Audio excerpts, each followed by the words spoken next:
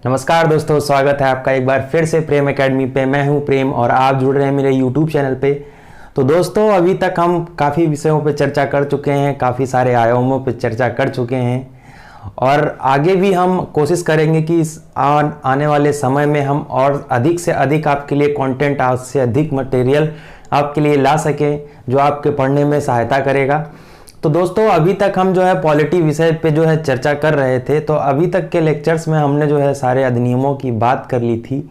संविधान की ओर जो है एक और पड़ाव जो है हम और आगे की ओर बढ़ चुके थे, जहां हम अगली आज की कक्षा में बात करने वाले थे कि संविधान सभा या संविधान निर्माण के बारे में। तो देखिए दोस्तों, संविधान के निर्माण के लिए कई सारी समितियां बनाई गई जो संविधान के निर्माण के लिए कार्य कर रही थी।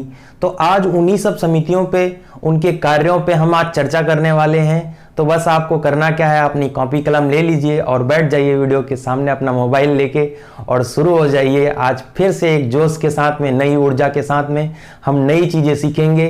तो आप बस जुड़े रहिए हमारे साथ में। मैं दो मोटिवेशन लाइन के साथ में आपके साथ जुड़ना चाहूँगा, शुरू करना चाहूँगा कि जिंदगी में हर जगह पर एक इम्तिहान होता है। जिंदगी में हर जगह पर एक इम्तिहान होता है। लड़ना नहीं आसान होता है, लेकिन जो डर के भाग जाए वो इंसान नहीं, जो लड़ने वाला है उसके ही कदमों में जहान होता है। तो आपको लड़ना है, आपको अपना जहान, जो अपनी दुनिया आप अपने सपनों में रखे हैं, उसको अपने कदमों में लाना है। और वो सब कब जो है पॉसिबल हो पाएगा, जब आप सफलता हासिल कर लेंगे। और इसी मोटो के साथ में हम जुड़े हैं प्रेम एकेडमी पे, जहां सफलता ही हमारा लक्ष्य है। तो दोस्तों, देर ना करते हुए शुरू करते हैं हम आज का टॉपिक। तो सभी को नमस्कार, सत श्री अकाल, अस्सलाम वालेकुम, what ever you feel connected with. तो चलिए जुड़ते हैं आज के विषय के साथ में। आज का विषय हमारा क्या है, संविधान सभा टॉपिक लेके हम चल रहे हैं। संविधान सभा जब हम टॉपिक लेके चलेंगे तो उसमें संविधान की समितियों के बारे में भी हम डिस्कस कर लेंगे, या संविधान सभा जो है काम कैसे कर रही थी इस बारे में भी हम चर्चा कर लेंगे। तो आज चर्चा का विषय जो हमारा क्या होने वाला है, संविधान सभा के बारे में बात करने वाले हैं। तो दोस्तों, आपको मैंने पिछली क्लास में बता दिया था संविधान सभा के बारे में। संविधान के निर्माण के लिए एक कुछ समितियां बनाई गई थी, उन समितियों के बारे में आज हम चर्चा करने वाले हैं। तो जो समितियां बनाई गई थी, ये 8 बड़ी समितियां थीं संविधान के निर्माण के लिए। कितनी? 8 बड़ी समितियां थीं संविधान के निर्माण के लिए।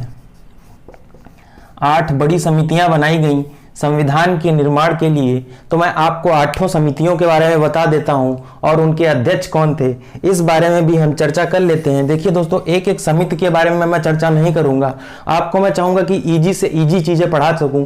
तो मैं डिस्कस इस बात पे करूंगा कि जो जवाहरलाल नेहरू थे वो किन किन समितियों के अध्यक्ष थे। तो हम पहली बात किस पे करने वाले हैं, जवाहरलाल नेहरू की।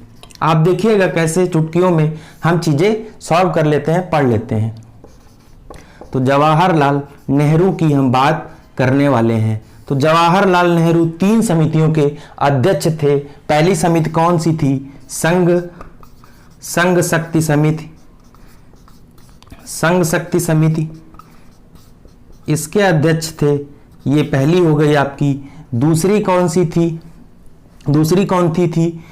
संघीय संविधान समिति। संघीय संविधान समिति, संविधान समिति, संघीय संविधान समिति। और तीसरी कौन सी थी आपकी? राज्यों से समझौता करने वाली समिति। राज्यों से समझौता करने वाली समिति। तो इन 3 समितियों के अध्यक्ष कौन थे? इन 3 समितियों के अध्यक्ष कौन थे? आपके जवाहरलाल नेहरू। तो 3 समितियों के बारे में हम लोगों ने जान लिया। आपको अगर स्क्रीनशॉट लेना है तो ले लीजिए, लिखना है तो लिख लीजिए। तो 3 समितियों के बारे में हम लोगों ने चर्चा कर ली। दूसरी बात क्या करते हैं कि डॉक्टर राजेंद्र प्रसाद की अगर हम बात करें, डॉक्टर राजेंद्र प्रसाद की बात करें, तो डॉक्टर राजेंद्र प्रसाद 2 समितियों के अध्यक्ष थे। 2 समितियों के अध्यक्ष थे। तो वो कौन सी 2 समितियां थी? तो पहली कौन सी समिति थी? प्रक्रिया नियम समिति। कौन सी? प्रक्रिया नियम नियम समिति, नियम समिति। तो ये कौन सी समिति हो गई? चौथी। और दूसरी कौन सी थी? ये और एक किस समिति के अध्यक्ष थे? संचालन समिति। कौन से? संचालन समिति, संचालन समिति। तो ये आपकी कौन सी हो गई? पांचवी। तो 5 समितियों के बारे में हमने 2 लोगों से बात करके जान ली। तो ये तरीका आपको आसान लग रहा होगा समितियां। वैसे नाम आपको याद करने में आप एक एक करके फिर तीनों के सामने जवाहरलाल नेहरू लिखते। मैंने एक जगह जवाहरलाल नेहरू लिख के तीनों समितियों के नाम लिख दिए, तो ये थोड़ा सा आसान हो जाएगा आपको याद करने में। तो 5 समितियों के बारे में हमने जो है बात कर ली। तो 2 समितियों के बारे में और जान लेते हैं। 2 समितियां और कौन सी थी उनके बारे में जान लेते हैं। तो आप यहां पे देख लीजिएगा, सरदार पटेल। तीसरा नाम हम कौन सा ले रहे हैं? सरदार पटेल, सरदार पटेल। तो सरदार पटेल किन 2 समितियों के अध्यक्ष थे? तो पहली कौन सी थी? प्रांतीय समिति। कौन सी? प्रांतीय समिति, प्रांतीय समिति। तो ये कौन सी हो गई आपकी? छठी। मैंने 8 की बात की, छठी समिति ये कौन सी? प्रांतीय समिति के अध्यक्ष कौन थे? सरदार पटेल थे। और 7वीं कौन सी? और 7वीं कौन सी? परामर्शदाता समिति जो थी, परामर्शदाता समिति थी जो आपकी, उसके भी अध्यक्ष कौन थे? सरदार पटेल। परामर्शदाता समिति, परामर्शदाता समिति। परामर्शदाता समिति क्या थी? देखिए, मौलिक अधिकारों, अल्पसंख्यकों और जो है क्या जनजातियों तथा बहिष्कृत क्षेत्रों के लिए जो एक समिति बनाई गई थी, ये उसके अध्यक्ष थे कौन? सरदार पटेल। तो हमने कितने के बारे में जान लिया? 7। एक जो बची हमारी वो सबसे महत्वपूर्ण समिति थी, कौन सी? प्रारूप समिति, जिसके अध्यक्ष कौन थे? डॉक्टर अंबेडकर, डॉक्टर भीमराव अंबेडकर जिसके अध्यक्ष थे। वो कौन सी समिति थी आपकी? प्रारूप समिति। तो यहां पे जान लेते हैं प्रारूप समिति, प्रारूप समिति। इसके अध्यक्ष कौन थे? Doctor B.R. Ambedkar, B.R. Ambedkar. तो देखिए दोस्तों, हम लोगों ने 8 समितियों के बारे में बहुत ही विस्तार पूर्वक चर्चा कर ली। आप इसका स्क्रीनशॉट ले लीजिए, मैं साइड हो जाता हूं। आपको ये याद करने का तरीका बहुत आसान होने वाला है, क्योंकि मैंने चीजें इतनी अच्छे से अरेंज करके आपको बताया कि आपको कोई पढ़ने में दिक्कत ना हो सके। तो हमने 8 समितियों के बारे में जान ली, लेकिन जो हमने ये परामर्श समिति बताई, जो आपकी परामर्श समिति बताई, जो परामर्शदाता समिति थी, ये एक्चुअल में कहां थी? 5वें नंबर पे। ये कहां थी? 5वें नंबर पे। तो इसमें क्या थी? इसकी 5 उप समितियां और थीं। इस परामर्शदाता समिति की 5 उप समितियां थीं। तो उन उप समितियों के बारे में भी हम चर्चा कर लेते हैं। तो आशा करता हूं कि ये सब आपने नोट कर लिया होगा, तो मैं इसको अब मिटा दूं। तो 5 जो उप समितियां थीं उनके बारे में हम चर्चा कर लेते हैं। पहली तो बात ये, परामर्शदाता समिति के जो अध्यक्ष थे कौन थे? सरदार पटेल थे, आपके सरदार पटेल थे। तो आगे की बात हम चर्चा करते हैं इस पे कि जो 5 उप समितियां थीं परामर्शदाता समिति के अंतर्गत, उन समितियों पे भी हम बात कर लेते हैं। वो उप समितियां कौन कौन सी थीं?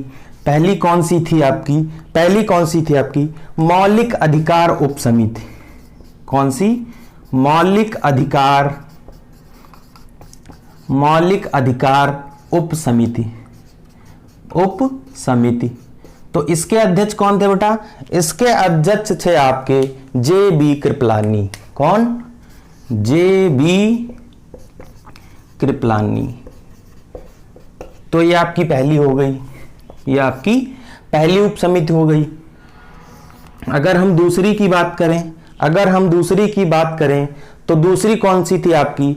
अल्पसंख्यक उप समिति। कौन सी? अल्पसंख्यक उप समिति, अल्पसंख्यक उप समिति। तो अल्पसंख्यक उप समिति जो थी उसके अध्यक्ष कौन थे? तो आपका आंसर क्या होना चाहिए? H.C. मुखर्जी, H.C. मुखर्जी। तो 2 के बारे में हमने चर्चा कर ली। अब तीसरी कौन सी उप समिति थी? तीसरी उप समिति आपकी कौन सी थी? उत्तर पूर्व सीमांत जनजातीय उप समिति, कौन सी? उत्तर पूर्व सीमांत जनजातीय समिति, जनजातीय उप समिति, उप समिति। तो इसके अध्यक्ष कौन थे आपके? इसके अध्यक्ष कौन थे आपके? गोपीनाथ बरदोई। कौन थे? गोपीनाथ बरदोई। तो क्या होगा? गोपीनाथ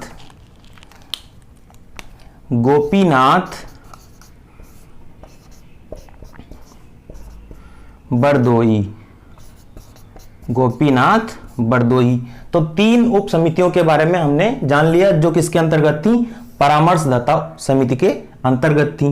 तो चौथी की अगर हम बात करें तो कौन सी थी? आंशिक रूप से छोड़े गए क्षेत्रों के लिए जो बनाई गई उप समिति थी। कौन सी?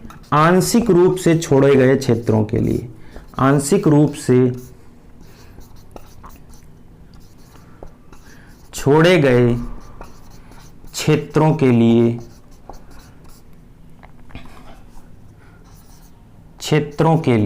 जो उप समिति बनी थी, तो उसके अध्यक्ष कौन थे आपके? A.V. ठक्कर। कौन? A.V. ठक्कर, A.V. ठक्कर। कौन? A.V. ठक्कर।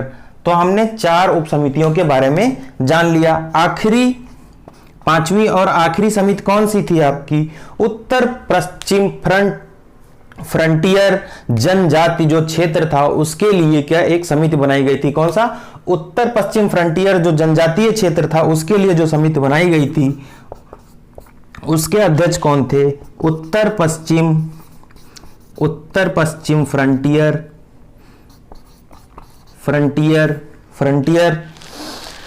जनजातीय क्षेत्र की जो उप समिति थी उसके अध्यक्ष कौन थे आपके? उसके अध्यक्ष कौन थे? A.V. ठक्कर इसके भी थे, A.V. ठक्कर। तो इतनी बात हम लोगों ने जान ली। 5 उप समितियों के बारे में भी हम लोगों ने पढ़ लिया। अगर आपको इसका स्क्रीनशॉट लेना है तो आप इसका भी ले लीजिए। देखिए दोस्तों, अभी तक मैंने YouTube पे जितने वीडियोस देखे हैं उसमें 8 समितियों के बारे में तो बता देते हैं, लेकिन इन 5 उप समितियों के बारे में नहीं बताते हैं। लेकिन क्या होता है कि कभी कभी एग्जाम्स में इनसे भी सवाल बन जाते हैं, तो हमने उसको नहीं छोड़ा, हमने उसको कवर करते हुए चल रहे हैं हम।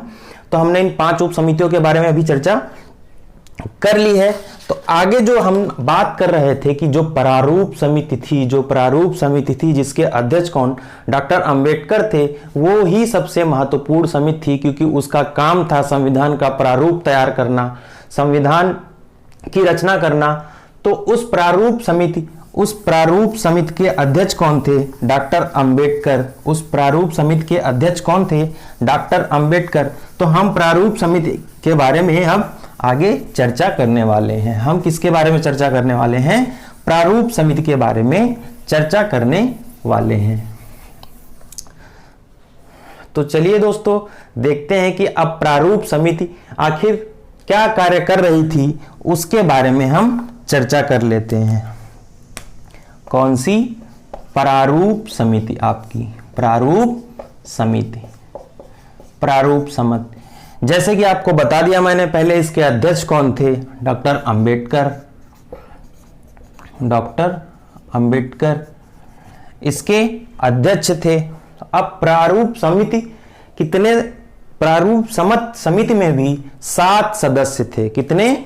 7 सदस्य थे। कितने? प्रारूप समिति में भी 7 सदस्य थे। इसका गठन कब हुआ था?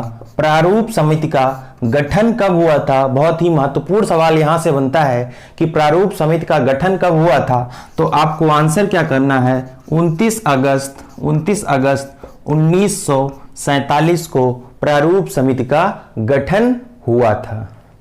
तो प्रारूप समिति का गठन हो गया आपका 29 अगस्त 1947 को। सवाल ये उठता है यहाँ पे कि आखिर प्रारूप तैयार किसने किया था? तो प्रारूप किसने तैयार किया था आपका? प्रारूप तैयार किसने किया था आपका? तो ये थे B.N. राव।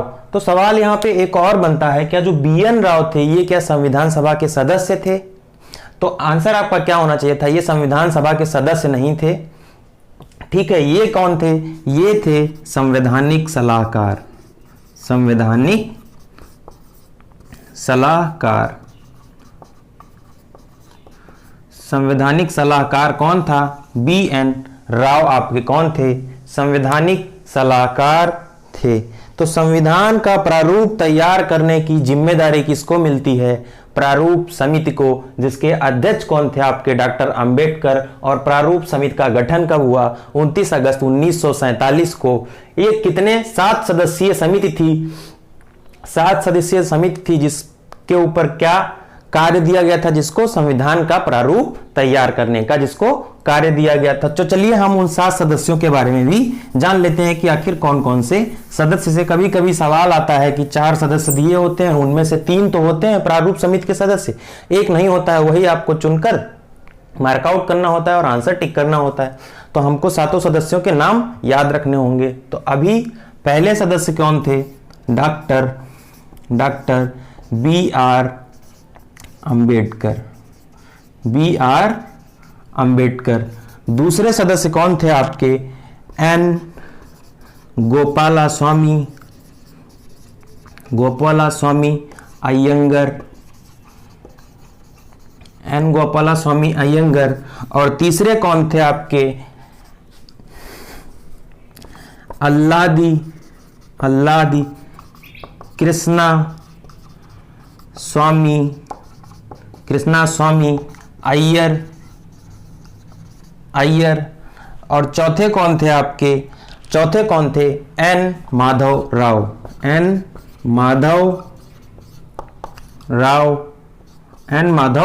राव। तो ये आपके कौन? चौथे सदस्य थे। तो ये N माधव जो राव थे, वो इनके पहले कौन था? इनके पहले थे BL मित्रा। BL मित्रा की मृत्यु के बाद कौन आ जाता है? इससे पहले कौन थे? इनके पहले कौन था आपका? इनके पहले थे आपके BL मित्रा। BL मित्रा।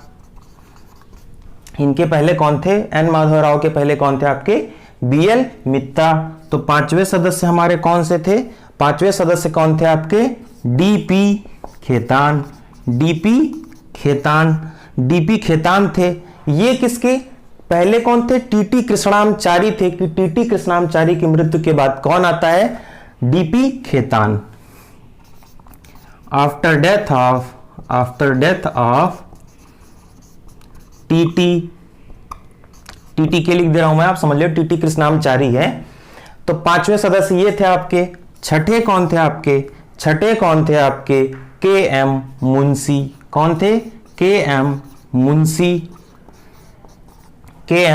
मुंशी। तो ये छठे सदस्य थे आपके। 7वें सदस्य कौन थे आपके? 7वें सदस्य मैं यहां पे लिख दे रहा हूं। 7वें सदस्य कौन थे आपके? सैयद मोहम्मद सादुल्ला। कौन? सैयद मोहम्मद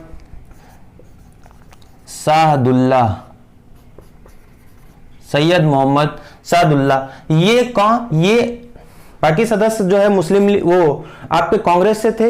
ये एक इकलौते ऐसे सदस्य थे जो कांग्रेस से बिलोंग नहीं रखते थे, मुस्लिम लीग के सदस्य थे। ये कहां के? मुस्लिम लीग के। मुस्लिम लीग से बिलोंग करते थे ये। नॉट फ्रॉम कहां से? कांग्रेस। Not from Congress. तो ये बात भी आपको ध्यान रखनी है। सैयद मोहम्मद सादुल्ला कहां से थे? मुस्लिम लीग से। इकलौते सदस्य कौन थे? सैयद मोहम्मद सादुल्ला। और ये कांग्रेस से नहीं थे। ये बात भी आपको याद रखनी है। तो हमने जो है प्रारूप समिति के 7 सदस्यों के बारे में जान लिया कि कौन कौन सदस्य थे। आपको ये बहुत ध्यान रखना है कि N माधव राव किसकी जगह पे आए थे? BL मित्रा की जगह पे। और DP खेतान किसकी जगह पे आए थे? TT कृष्णामचारी की मृत्यु के बाद में कौन आता है? DP खेतान आपके आते हैं। तो चलिए इस पे और आगे चर्चा कर लेते हैं, क्योंकि कोई भी विषय अगर हम पढ़ रहे हैं, अगर हम उसके सारे आयामों पे चर्चा ना करें और ज्ञान आधा अधूरा रखें या बात अपनी आधी अधूरी रखें, तो क्या होता है कि कनेक्ट करने में हमको बहुत ज्यादा दिक्कतें फेस करनी पड़ती हैं। तो मैं नहीं चाहता कि आपको वो प्रॉब्लम्स फेस करनी पड़े प्रेम एकेडमी के होते हुए। तो चलिए हम और आगे डिस्कस कर लेते हैं इस पे, प्रारूप समिति के बारे में और आगे डिस्कस कर लेते हैं।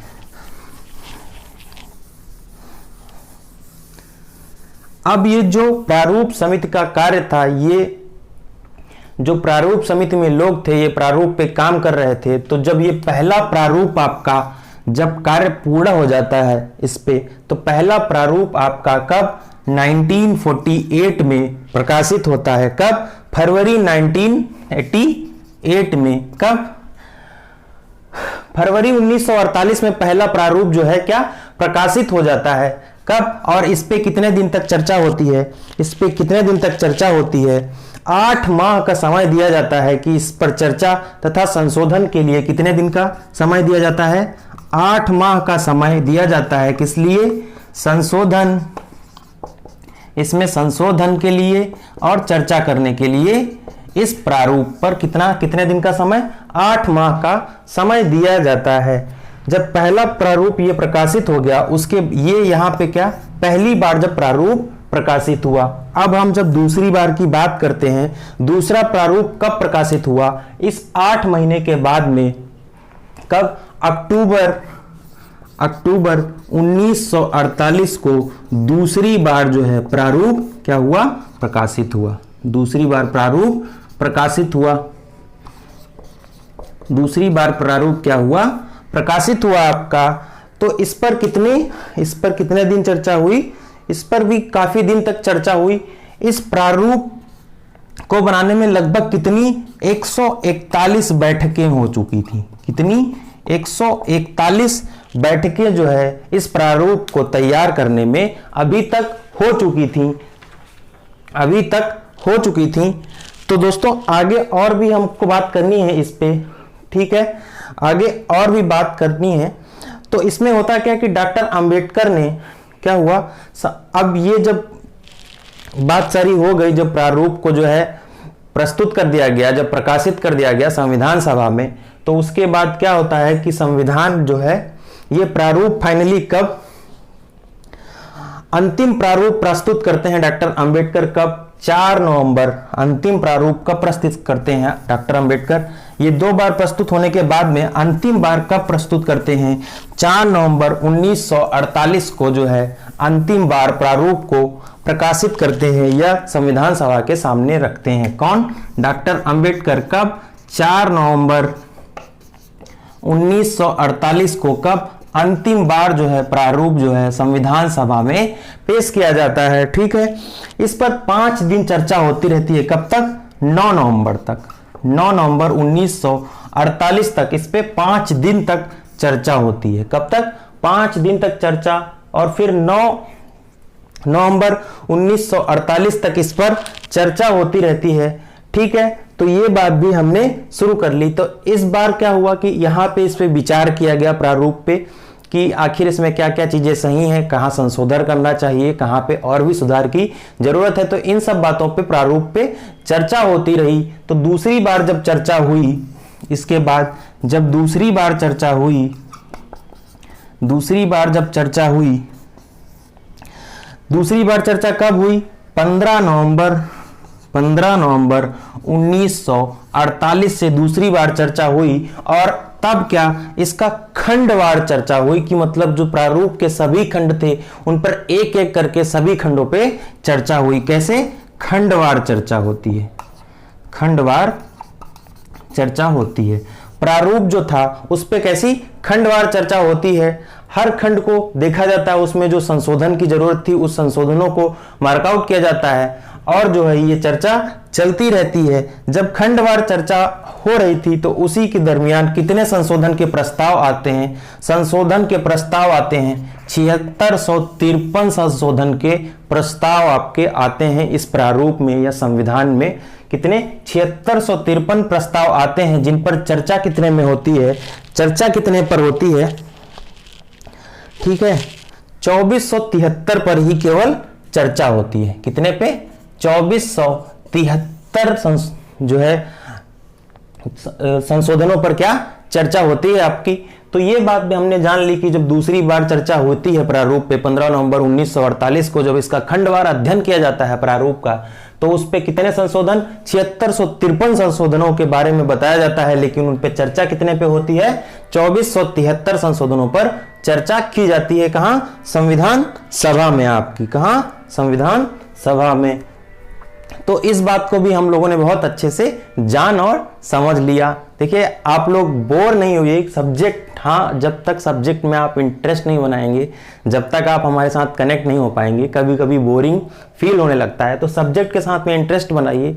सब्जेक्ट को जो है वो कहते हैं ना, किताबों से प्यार करिए, तो किताबों से सब्जेक्ट से प्यार करिए, सब्जेक्ट आपको प्यार करेगा और दोनों चीजें कंबाइन हो जाएंगी तो आपका नॉलेज बढ़ जाएगा।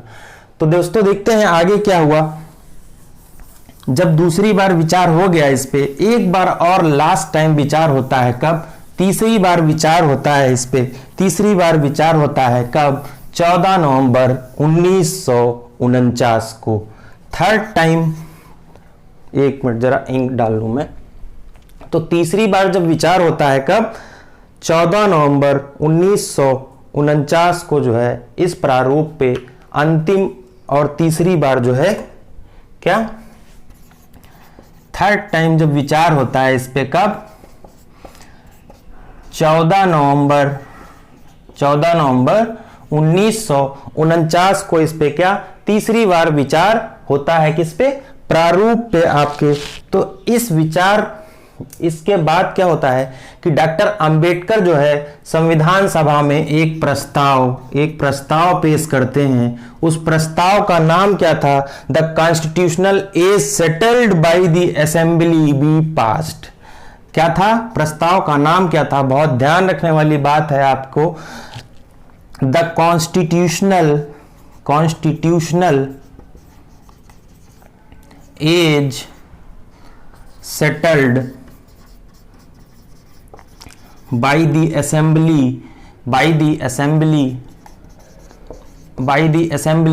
be passed। तो ये प्रस्ताव जो है डॉक्टर अंबेडकर, कौन? डॉक्टर अंबेडकर संविधान सभा के सामने रखते हैं और इसको पास करने की मांग की जाती है। अंतिम रूप से क्या होता है? अंततः इस प्रस्ताव को कब? 26 नवंबर 1949 को स्वीकार कर लिया जाता है। कब? 26 नवंबर 1949 को इसको क्या? स्वीकार कर लिया जाता है। यानी कि 26 नवंबर 1949 को संविधान को अधिग्रहित, अंगीकृत और आत्मर्पित किया जाता है। तो ये बात यहाँ पे खत्म हो जाती है प्रारूप समिति की। हम लोगों ने इतने पूरे विषय पे चर्चा कर ली। हम शुरू करते हैं आपके प्रारूप समिति से। और 26 नवंबर जब 1949 को जो डॉक्टर अंबेडकर का प्रस्ताव था, the constitutional as settled by the assembly be passed, इस प्रस्ताव को कब स्वीकार कर लिया जाता है संविधान सभा द्वारा? 26 नवंबर 1949 को ये प्रस्ताव जो है स्वीकार कर लिया जाता है। तो अब जो कुछ महत्वपूर्ण बिंदु हैं संविधान सभा के बारे में, उन पर भी हम चर्चा कर लेते हैं, क्योंकि हमने आपको बताया कि मैं आपसे जो है संविधान निर्माण के सारे आयामों पे चर्चा करने वाला हूं। तो जो कुछ महत्वपूर्ण बातें हैं उन पर भी बात कर लेते हैं। तो बात आती है कि संविधान निर्माण में संविधान सभा के कितने अधिवेशन हुए? कितने अधिवेशन हुए? पहली बात क्या?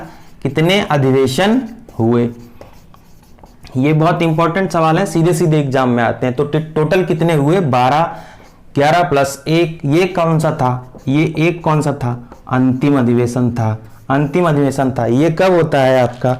ये कब होता है आपका? 24 जनवरी 1950 को। कब? 24 जनवरी 1950 को ये अंतिम जो है आपका अधिवेशन होता है। तो इसके बारे में हम लोगों ने चर्चा कर ली। तो जो संविधान सभा की जो पहली बैठक थी, सवाल आता है कि जो संविधान सभा की जो पहली बैठक थी उसमें महिलाएं कितनी थी? तो आपको उत्तर क्या देना होगा? 9 महिलाओं ने जो है संविधान सभा की पहली बैठक में भाग लिया था। कब हुई थी? 9 दिसंबर 1946 को। कब? पहली बैठक कब हुई? 9 दिसंबर 1946 को। महिलाओं ने कितनी भाग लिया? कितनी महिलाओं ने भाग लिया? तो आंसर क्या होगा आपका? 9 महिलाओं ने भाग लिया। टोटल कितनी? 9 महिलाओं ने भाग लिया। संविधान सभा में टोटल कितनी महिलाएं थीं? ये सवाल। कुल महिलाएं कितनी थीं? कुल महिलाएं कितनी थी? ये सवाल अगर आपसे पूछा जाए तो आपका जवाब क्या होना चाहिए था कि 15 महिलाएं जो है संविधान सभा में, टोटल 15 महिलाएं संविधान सभा में आपकी थी। तो और तीसरा सवाल अगर इसी रिस्पेक्ट में पूछा जाए कि एकमात्र जो है मुस्लिम महिला कौन थी, एकमात्र मुस्लिम महिला कौन थी संविधान सभा में मुस्लिम महिला, एकमात्र मुस्लिम महिला कौन था? तो आपको जवाब क्या देना होगा? बेगम अय्याज रसूल, बेगम अय्याज रसूल। तो ये बात भी आपको ध्यान रखनी होगी। तीनों बहुत महत्वपूर्ण बातें हैं, इनको आपको याद ही रखना होगा।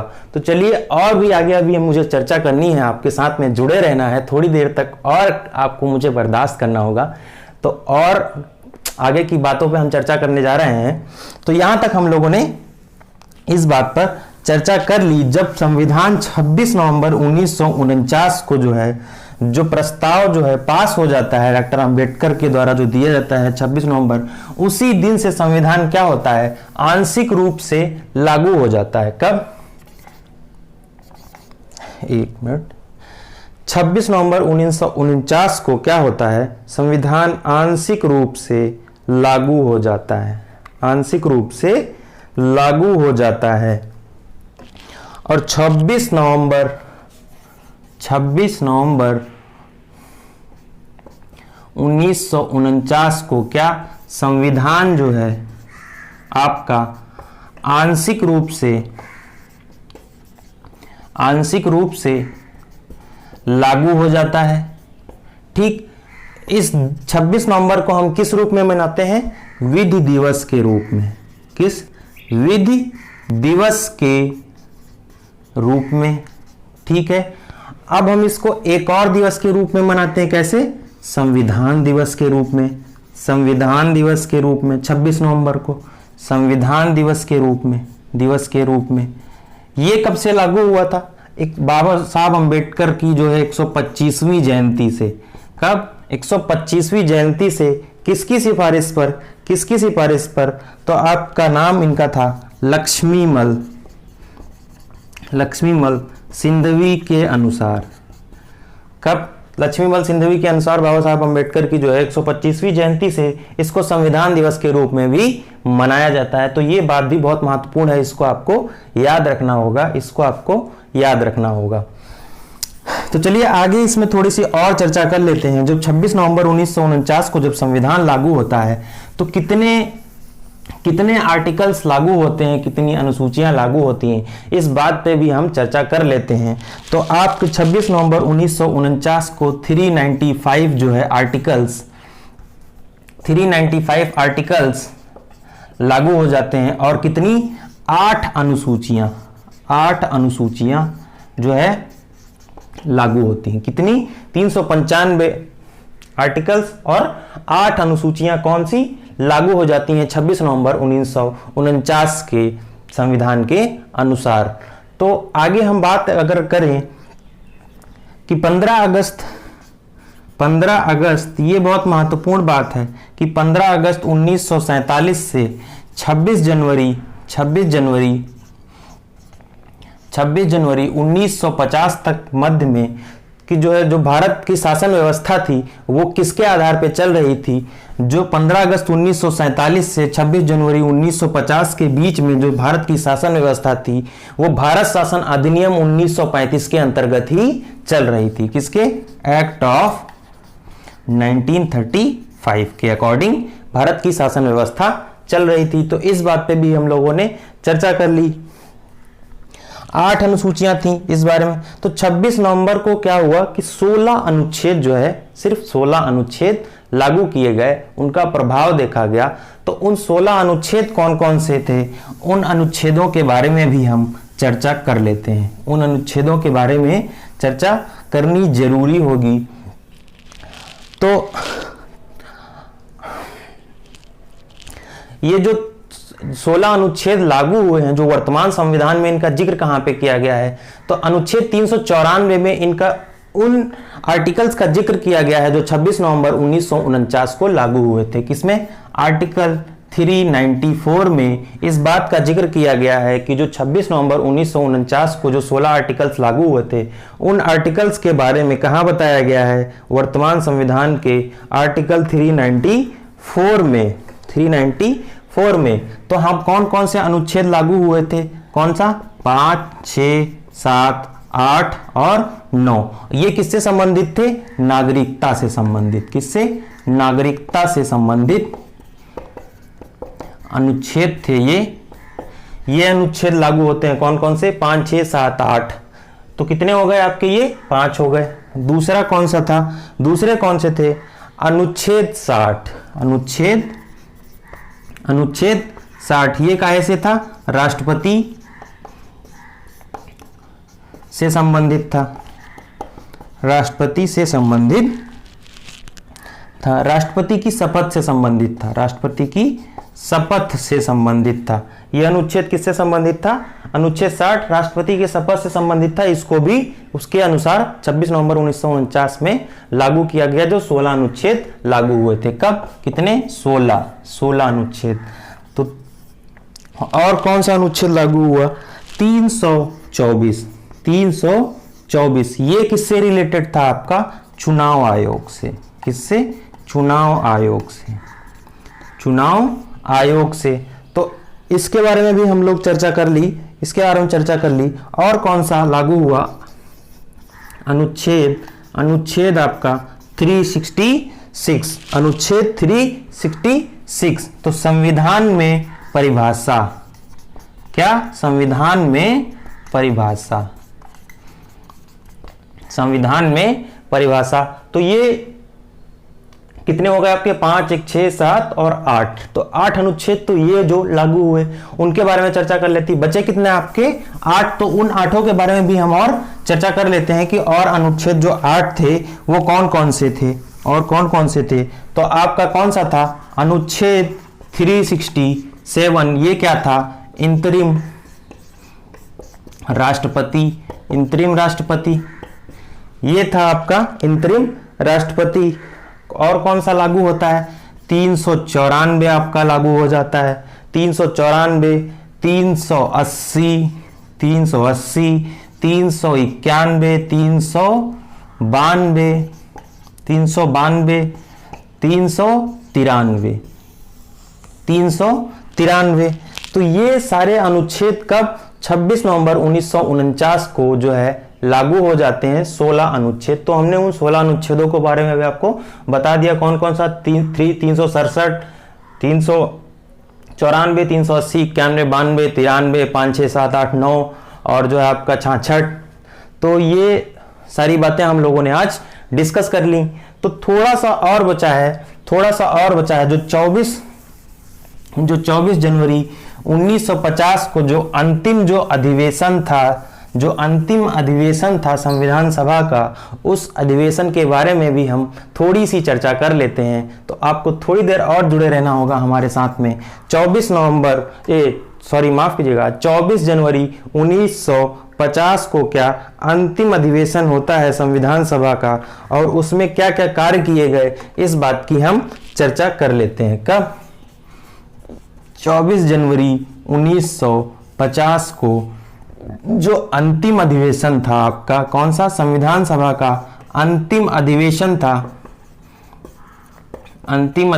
था। इस बात पे हम चर्चा कर लेते हैं। तो इस अंतिम अधिवेशन के कार्य क्या क्या थे? तो पहला कार्य क्या था इसका? अंतिम बैठक जो हुई, तो इसमें क्या हुआ कि जो 284 जो संविधान सभा में टोटल कितने सदस्य थे? 299। और सदस्य उस टाइम कितने थे जब संविधान लागू हुआ? तो सदस्य थे 284 सदस्यों ने क्या किया? जो संविधान लागू हुआ 26 नवंबर 1949 पे, उस पे जो है दस्तखत किए, हस्ताक्षर किए। कितने लोगों ने? 284 लोगों ने कितने किए? हस्ताक्षर किए, संविधान पे हस्ताक्षर किए। सबसे पहला हस्ताक्षर किसने किया था? तो पहला हस्ताक्षर आपका पंडित जवाहरलाल नेहरू ने किया। ये कौन थे? प्रधानमंत्री थे। ठीक है। और अंतिम हस्ताक्षर किसने किया? डॉक्टर राजेंद्र प्रसाद डॉक्टर राजेंद्र प्रसाद ने। डॉक्टर राजेंद्र प्रसाद ने, ये कौन थे? पहले राष्ट्रपति, पहले राष्ट्रपति। तो हम लोगों ने यहाँ तक दोस्तों चर्चा कर ली है अपनी। तो अब मैं जो है अभी तक आपसे सारी जो है संविधान के प्रारूप के बारे में मैंने चर्चा कर ली। संविधान कैसे बना, संविधान के प्रारूप के बारे में, सारे सदस्यों के बारे में, जो विभिन्न आयाम थे आज के विषय के जिन पे हमको चर्चा करनी थी एग्जाम के पॉइंट ऑफ व्यू से, उन पे हम लोगों ने चर्चा की। और मैं आशा करता हूं कि आपको चीज़ें समझ में आई होंगी। अगर एक बार में चीज़ें समझ में नहीं आ रही हैं तो उनको 2 बार 3 बार रिवाइज करिए, तो ऑटोमेटिकली आप चीज़ें कनेक्ट कर पाएंगे। तो दोस्तों आशा करता हूं कि आपको ये सेशन पसंद आया होगा, और अगर सेशन पसंद आया है तो हमारे चैनल प्रेम एकेडमी को जो है आप सब्सक्राइब कर लीजिए, जिससे आपको नई नई और भी अपडेट्स मिलती रहें और भी आगे वीडियोज़ हमारे आते रहेंगे। और दोस्तों मैंने कल से जो है एक शॉर्ट ट्रिक्स के लिए एक अलग से प्लेलिस्ट बनाया है, तो आप उन प्लेलिस्ट को भी जाके देखें। मैंने वहाँ पे पॉलिटी की जो है एक शॉर्ट ट्रिक बताई थी। आज भी मैं हो सकता है कि एक और पॉलिटी की जो ट्रिक्स अपलोड करूँगा, तो वहाँ पे जाके आप जो है सारी शॉर्ट ट्रिक्स को देख पाएंगे। तो आशा करता हूँ कि आपको जो है वीडियो पसंद आया होगा मेरा। और हाँ, एक इम्पॉर्टेंट सूचना है कि मैं अभी जो है 2-3 दिन तक मैथ और रीजनिंग का क्लासेस अपलोड नहीं हो पाएगा ड्यू टू सम प्रॉब्लम्स। तो उसके लिए आप चिंता ना करें, वो आपका फिर से रीस्टार्ट होगा और फिर से चलेगा। तब तक के लिए आप बने रहिए प्रेम एकेडमी पे। मिलते हैं अगली वीडियो में। धन्यवाद।